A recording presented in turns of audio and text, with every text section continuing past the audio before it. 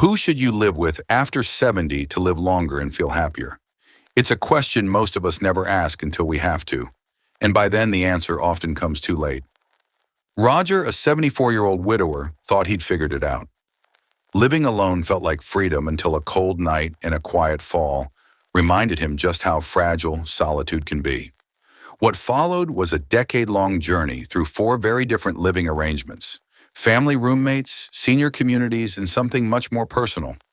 In today's video, we'll walk through each step of Roger's experience. You'll hear what worked, what didn't, and what truly changed his life. Backed by science and guided by real emotion, this isn't just a story, it's a roadmap for any man wondering how to age with dignity, strength, and connection. By the end, you'll have the tools to decide what's right for you before the decision is made for you. Let's begin. You've made it this far. That means you're strong, resilient, and probably used to handling things on your own. And that's something to be proud of. But there's a quiet truth most men don't talk about: what happens when independence slips into isolation. Not overnight, but gradually, subtly. A few missed calls, a quiet dinner alone, a month without anyone stopping by. Here's the truth: aging alone doesn't just feel lonely, it shortens your life. We're not talking about a little sadness or boredom. We're talking about measurable damage to your heart, your brain, and even your immune system. According to the U.S. Surgeon General, chronic loneliness is as dangerous as smoking 15 cigarettes a day. Let that sink in. And for men over 70, the risk climbs even higher. Living alone increases the risk of dementia by 50%, heart disease by 30%, and it accelerates immune aging. You may not feel it right away, but your body does. Take Roger, a 74-year-old widower, a retired bus driver, proud and private. After his wife passed, he insisted on staying in the home they built together.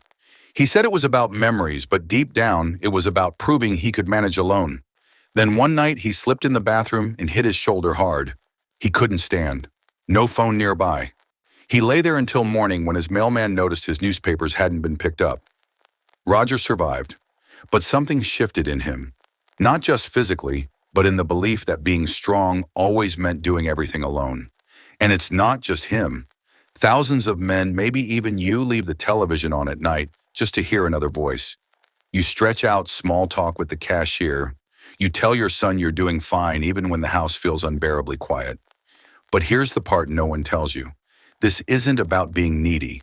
Studies from the University of Chicago show that even the perception of social isolation sets off the same biological alarms as being physically threatened. Your body floods with cortisol, inflammation rises. Over time, that stress eats away at your resilience. So what can you do?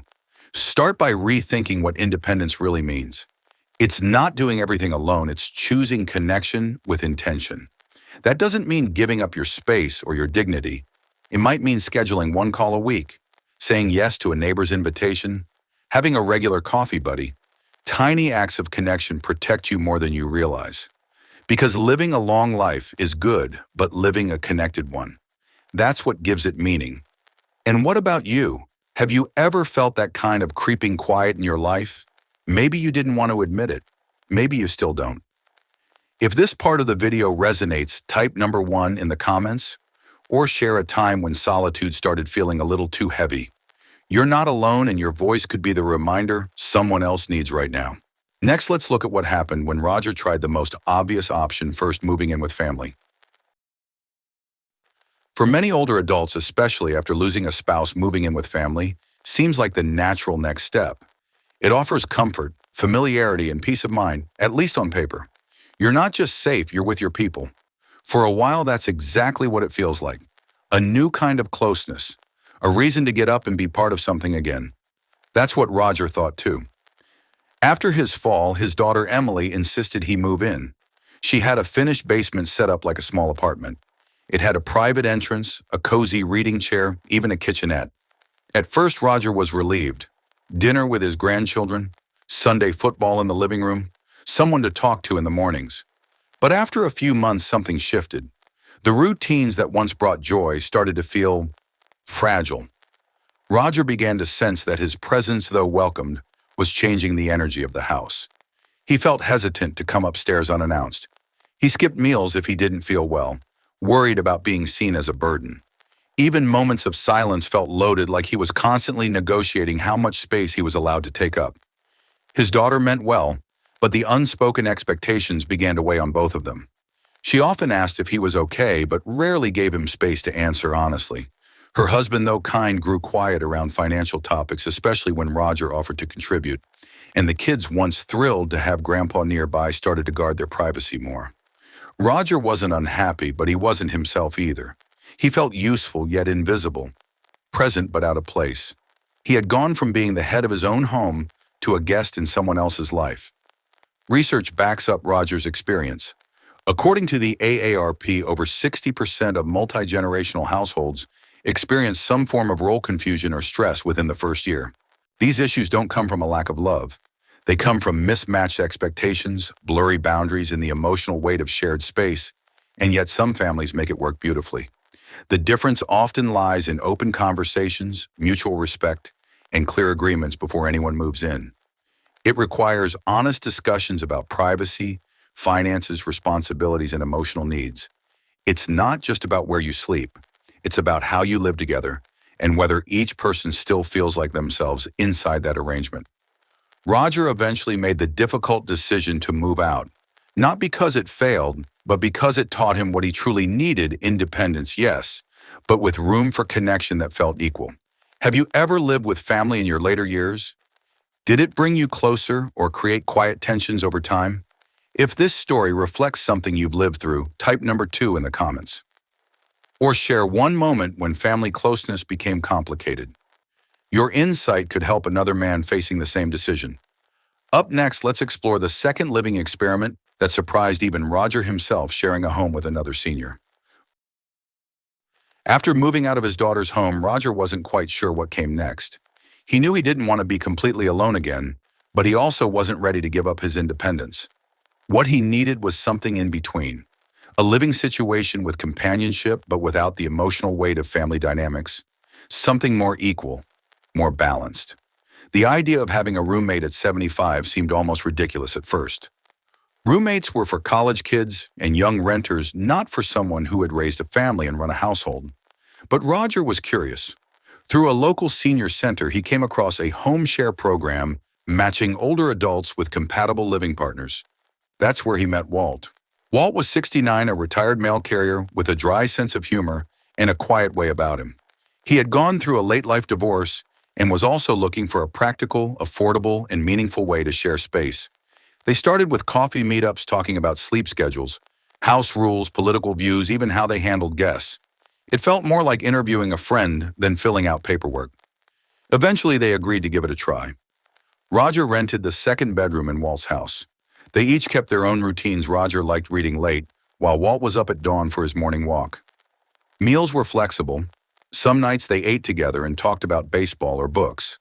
Other nights they kept to themselves.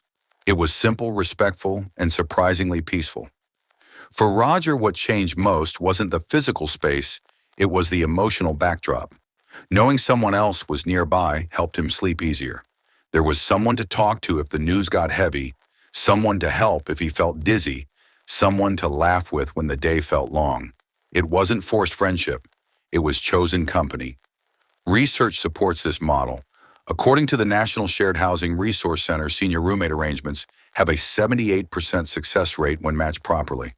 The key, as Roger learned, was setting expectations from the start. Clear communication, mutual respect, a shared desire for companionship that didn't compromise autonomy. They lived together for almost 2 years. When Walt decided to move closer to his grandkids, the parting was bittersweet. But for Roger, the experience proved something powerful: connection doesn't have to come at the cost of freedom. And chosen companionship can feel just as meaningful as any family tie. Would you ever consider living with another senior? What qualities would matter most in a living companion if this idea speaks to you? Type number 3 in the comments. Or share your thoughts on what makes a good roommate at this stage in life. You never know, your comment might plant the seed for someone else. Next, let's look at Roger's boldest move yet, stepping into a whole new kind of neighborhood built entirely around intentional aging. After his experience living with a roommate, Roger realized something important. He didn't just want company, he wanted community. a place where people looked out for each other, shared values, and stayed active together. But he also knew he didn't want the structure of a nursing home or the loss of privacy that came with certain facilities. So he began looking into something new, intentional: senior communities. The idea sounded almost too good to be true. Private living spaces combined with shared gardens, group dinners, and built-in support systems. Through an online recommendation from another widower, Roger discovered a co-housing community called Hollow Creek Commons, a 30-unit village built specifically for older adults who wanted to age actively, but not alone. He decided to visit. Each resident had their own home, complete with kitchen, living room, and personal yard space. But in the center of the community stood a common house where neighbors gathered for meals, holiday events, workshops, and even movie nights. There were community-led committees for maintenance, social activities, wellness check-ins, and conflict resolution. It wasn't just a neighborhood, it was a network of shared purpose. Roger stayed for a week-long trial visit. During that time, he met people from all walks of life: former teachers, veterans, artists, even a retired pilot. Everyone had a story and everyone seemed to matter.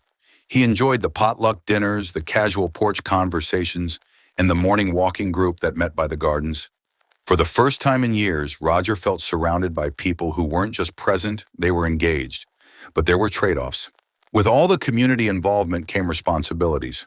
Residents were expected to participate in meetings, contribute to group decisions, and help manage shared spaces. For Roger, this was a bit more structure than he was used to. He found himself missing the freedom of doing things entirely on his own schedule.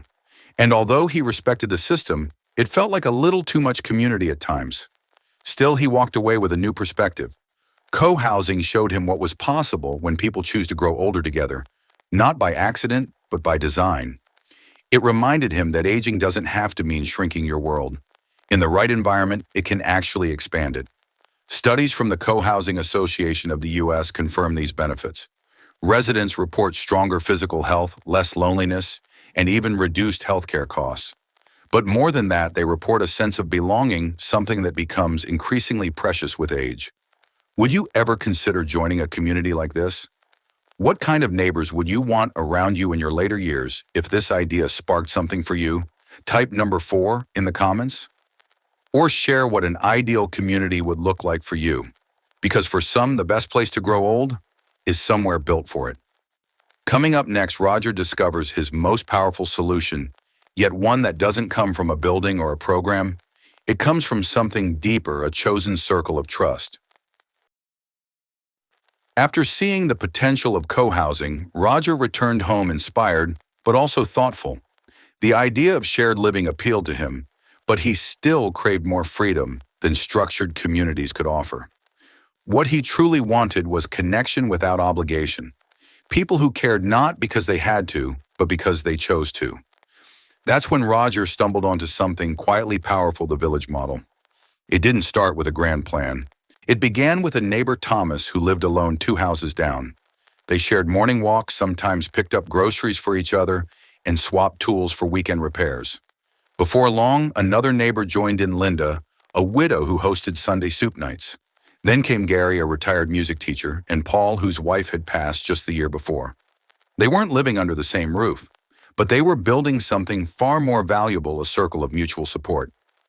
They called it the village. Every week, someone hosted a shared dinner. They checked in on each other by text every morning.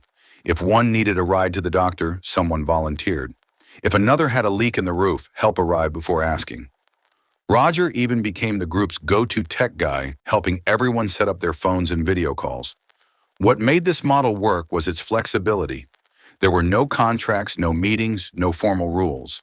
Just a shared agreement that they would show up for each other. Each person brought something different. One had time, another had tools, another had stories.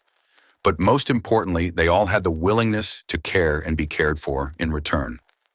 Over time, the village became more than a friendship circle. It became a lifeline. They celebrated holidays together. They supported each other through surgeries and losses. They took day trips to the lake, shared books, and laughed over coffee. It was the kind of connection Roger had once thought was gone for good. Researchers call this social capital, the web of relationships that creates emotional safety, practical support, and a sense of belonging. And it's more powerful than most realize. Studies from Harvard show that seniors with strong social capital live on average 2.5 years longer and report significantly higher levels of well-being. Roger didn't need a facility or even a formal community. He just needed to be part of something that felt chosen, something that gave him the space to live independently while still knowing someone had his back. Have you ever thought about forming your own village? Who would you invite into your circle of trust? If this idea speaks to you, type number 5 in the comments. Or share what your version of chosen family could look like. Because sometimes the people who aren't related by blood become the ones who keep us most alive. Next, let's go even deeper. Roger reflects on everything he's learned and creates a simple framework to help you figure out what's right for your own journey. After nearly a decade of exploring different ways to live, Roger realized something important. There's no perfect answer, no one-size-fits-all solution. What worked at 70 didn't always fit at 78.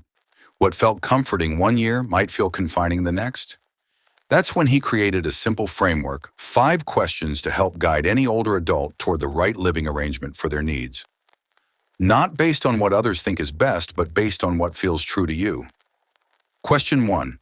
What's your independence level? Think about your physical, financial, and emotional independence.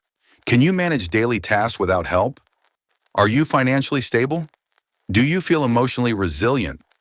Scoring yourself honestly on a scale of 1 to 10 in each area gives you a clearer picture of how much support you actually need, not just what you wish were true. Question 2. What's your social energy style? Some people recharge by being around others. Others need quiet to feel centered. Are you someone who craves connection every day, or once a week is enough? Your answer can help you decide between co-housing roommates or simply forming a trusted network nearby. Question 3. What are your non-negotiables? Make a list. Maybe it's having a private bathroom. Maybe it's not sharing meals. Maybe it's staying close to your favorite park or church. Knowing what you can't live without helps you say no to what doesn't fit and yes to what truly matters. Question 4. What's your risk tolerance? Trying something new always comes with uncertainty. Are you open to experimenting with a new community? Or do you prefer gradual changes, like starting with a weekly dinner group? There's no wrong answer, just the one that keeps you moving forward at your own pace. Question 5. What's your legacy vision? How do you want these years to feel? Do you want to rest, explore, serve, or mentor? Your vision will shape your living arrangement more than anything else. You don't have to make a permanent decision right now. Just start with small steps. Try one dinner, one conversation, one visit to a senior community. Because the right living arrangement won't just extend your life, it will enrich it. Up next, we'll leave you with Roger's final reflection and an invitation to choose connection, not just comfort as you move forward. At 70, Roger believed aging meant holding on to what he had left: his home, his routine, his pride. But after a fall, a move, a roommate, and a quiet revolution called the village, he discovered something far more powerful. Aging well isn't about clinging to the past. It's about choosing your future with intention. Over the years, his blood pressure improved. He slept better. He laughed more often. Not because of medication, but because of meaningful relationships. People who checked in showed up and reminded him that life after 70 can still be full of surprises. He didn't find a perfect setup. What he found was something better: flexibility, connection, and purpose. And it didn't come from luck. It came from asking the right questions and being brave enough to try new answers. So what kind of life do you want to live next? Who brings out the best in you? If you're still watching, that means you're ready to think differently. So take one small step today. Reach out to a friend, visit a senior group, start your own village. You don't have to build it all at once, but the sooner you start, the richer your years ahead will become. If this video gave you something to think about, please like, share, and subscribe. And tell us in the comments, what small change will you make this month to build more connection into your life? Because the way we age isn't about what we lose, it's about what we choose.